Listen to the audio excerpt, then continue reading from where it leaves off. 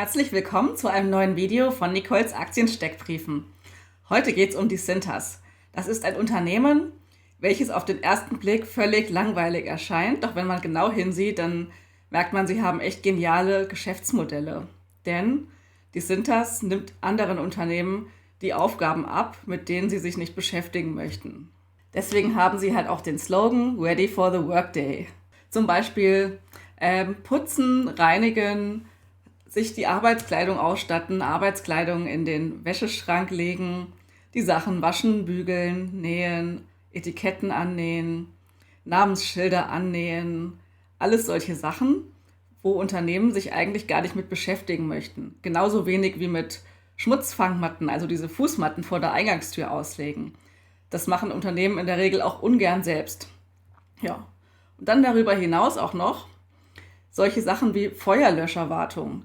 Weil jedes Unternehmen muss ja einen Feuerlöscher haben oder muss auch Defibrillatoren zum Beispiel haben oder Erste-Hilfe-Kästen.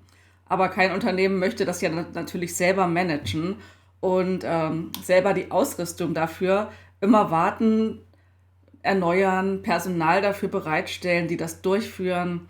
Damit möchte sich einfach kein Unternehmen befassen, da haben sie keinen Bock drauf und es gehört auch nicht zu deren Kernprozess, dass sie dafür jetzt extra Personal anstellen möchten.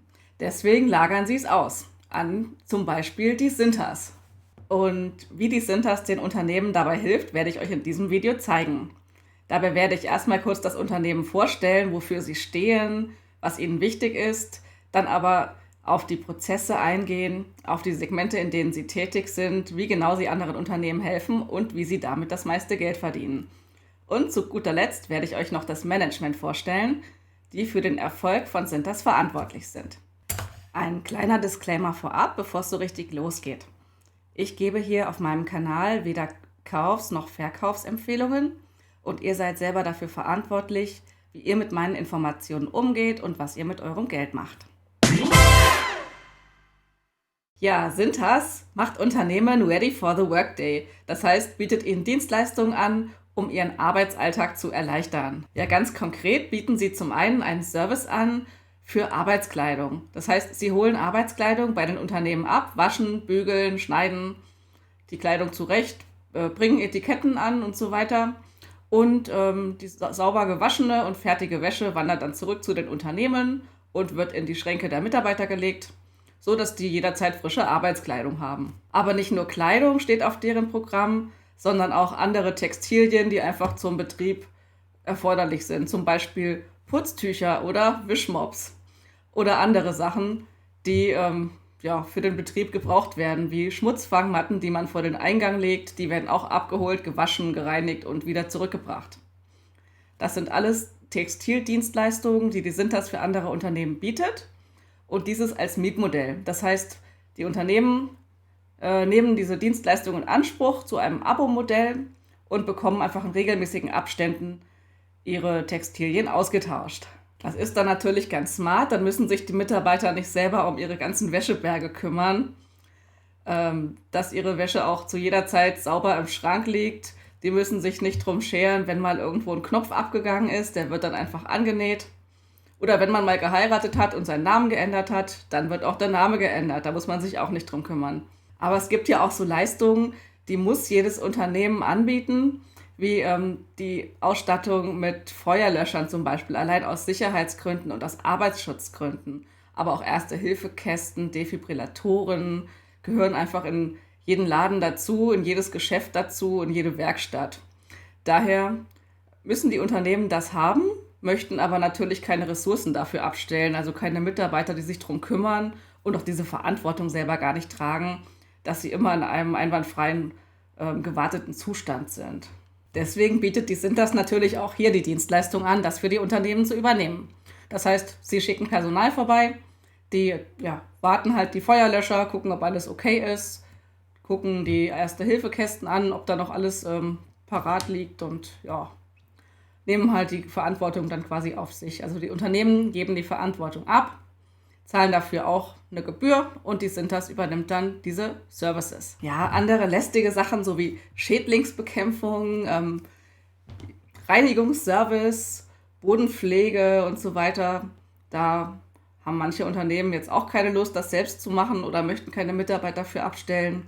Also bietet Cintas auch hier Hilfe an, nimmt diese Dienstleistung gerne in Anspruch und schickt dann selbst Mitarbeiter. Und sie bieten aber darüber hinaus auch Schulungen an in Erster Hilfe für Notfallmaßnahmen und in der Arbeitssicherheit. Ja, und neben diesen ganzen Abo-Modellen, die sie anbieten, haben sie auch selber einen Online-Shop, wo sie Arbeitsschutzkleidung zum Beispiel oder Sicherheitsprodukte in ihrem Online-Shop anbieten und andere Unternehmen können die auch einfach käuflich erwerben. Aber was ganz cool ist, sie bieten nicht nur den Unternehmen Services an, sondern haben sich in ihrem Leitbild auch festgeschrieben, dass sie uns Investoren auch belohnen möchten. Und dabei ist ihnen halt noch die Integrität wichtig, also Ehrlichkeit, ethisches Verhalten, Respekt, Professionalität, Teamarbeit, aber auch Enthusiasmus, dass man eine positive Einstellung und Leidenschaft für die Arbeit hat. Und da sie so einen Rundum-Service für Unternehmensdienstleistungen anbieten, haben sie auch ein starkes Cross-Selling-Modell. Denn wenn jetzt eine Firma zum Beispiel schon Arbeitskleidung von der Cintas mietet, dann haben sie ja bereits eine Partnerschaft und Serviceverträge, so ist die Cintas schon bekannt und im Arbeitsumfeld vertreten. Also liegt es ja auch nahe, dass man sich dann andere Dienstleistungen ebenfalls über die Cintas organisiert, wie zum Beispiel die Wartung der Feuerlöscher oder auch die Reinigung und den Austausch der Schmutzfangmatten. Somit hat man hier ein starkes Cross-Selling-Modell, weil sich die unterschiedlichen Dienstleistungen auch gut gegenseitig bewerben und vermarkten lassen. Durch das Cross-Selling können natürlich die Kundenbeziehungen immer weiter ausgebaut und erweitert werden, aber für die Kunden hat es halt auch Vorteile, dass man einen starken Partner an der Seite hat zur Erleichterung des Alltags. Starke Finanzen sind ihnen auch wichtig, denn sie streben an, dass sie 9% jährliches Earning per Share Wachstum auch anbieten können. Das heißt, sie haben wirklich fest verankert, dass auch Aktionäre vom Geschäftserfolg profitieren können. Ja, die Cintas ist ein Unternehmen aus den USA und haben ihren Hauptsitz in Cincinnati in Ohio. Hinter Cintas steckt ja auch eine komplexe Logistik, denn sie müssen ja die gewaschene Arbeitskleidung auch wieder zurück zum Kunden bringen. Also erstmal müssen sie abholen beim Kunden, reinigen, die ganze Distribution machen, wo welches Kleidungsstück auch gewaschen wird oder welche Textilien. Dann kommen noch andere Dienstleistungen hinzu, die rund um diese Sachen geleistet werden, wie Annähen von Schildern und so weiter oder Verfeinern von Nähten und alles, was sie rund um ihre Textilien so anbieten. Und das Ganze muss natürlich auch wieder auf optimalem Wege zurück zum Kunden gelangen. Deswegen haben sie relativ viele LKWs, die einfach im ganzen Land durch die Gegend fahren, um diese Kunden auch zu beliefern. Das können Kleinkunden, Großkunden, Kunden, die in abgelegenen Gegenden liegen, auch sein. Das kann ganz unterschiedlich sein. Und um diese Kunden auch in optimaler Routenreihenfolge anfahren zu können, haben sie jetzt technologische Hilfe, und zwar das IT-System SmartTruck. Das hatten sie 2021 eingeführt, mit dem Ziel, ihre Routen zu optimieren, die Fahrten effizienter zu gestalten und so halt möglichst viele Kunden auch in der gleichen Umgebung zusammen abwickeln zu können, sodass man einfach wenig Leerlauf hat, wenig leere Trucks und ja, damit effizienter in der Logistik ist und natürlich auch Kosten spart. Denn zum einen spart das Treibstoff, wenn man nicht so viele Fahrten hat, man braucht weniger Fahrzeuge, man braucht weniger Lkw-Fahrer. Ja, das sind alles Maßnahmen, die dazu beitragen, die Logistik ein wenig schlanker zu gestalten. Und darüber hinaus spart es natürlich auch CO2. Denn sie haben sich auch als Ziel gesteckt, klimaneutral zu werden bis zum Jahr 2050, Wasser einzusparen und die Abfallmenge zu reduzieren. Also die ESG-Ziele zählen auch dazu, neben den finanziellen Zielen und den technologischen Innovationen, zum Beispiel über die Smart-Truck-Technologie. Ihnen ist sowohl organisches Wachstum wichtig, als auch Wachstum durch Übernahmen, um damit Konkurrenten auszuschalten. Organisches Wachstum erreichen sie einfach, indem sie mehr Kunden auch onboarden, also für mehr Kunden die Services übernehmen. Das Coole daran ist, je mehr Kunden man auch hat, desto effizienter kann man auch diese Routenführung gestalten. Also diese Smart-Truck-Technologie, die lässt sich noch viel besser einsetzen und man kann damit noch viel besser Kosten einsparen, indem man einfach mehr Kunden hat, weil man ja viel besser die Kunden auch miteinander kombinieren kann. Insgesamt betreibt die Cintas ihr Geschäft überwiegend in den USA. Rund 90% der Kunden sind in den USA, die anderen 10% sind dann noch in Kanada.